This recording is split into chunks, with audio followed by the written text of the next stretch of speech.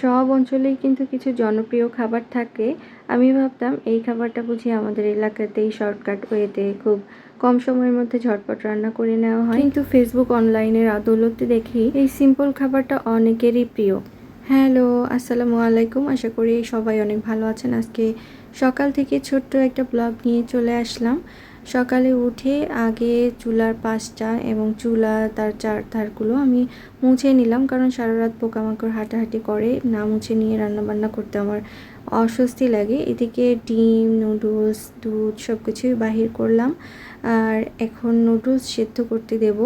ঝটপট রান্না করছি। সকালে ইদানিং রান্নাবান্না করতে একদমই ভালো লাগে না।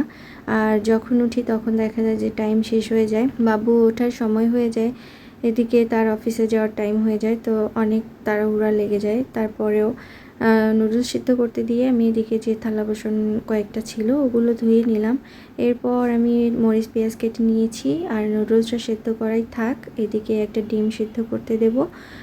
আর কি রান্না করব বা কি ভালো লাগে সবার, কি ঝটপট রান্না করতে পারি সেটাই শেয়ার করছি।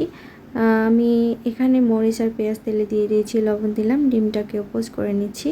আমি নুডলস বাহির করেছিলাম, মনে হতে পারে যে আমি নুডলস রান্না করব, আসলে না।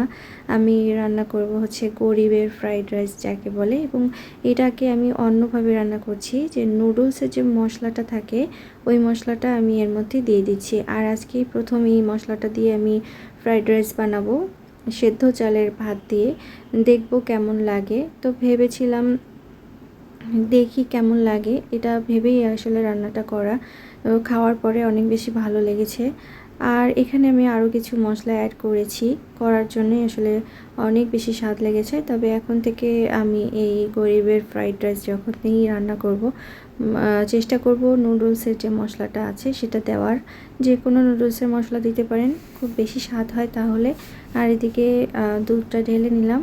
ঢাকা শহরে খাঁটি গরুর দুধ পাওয়াই যায় না, তাই প্যাকেটের দুধটাই ব্যবহার করি।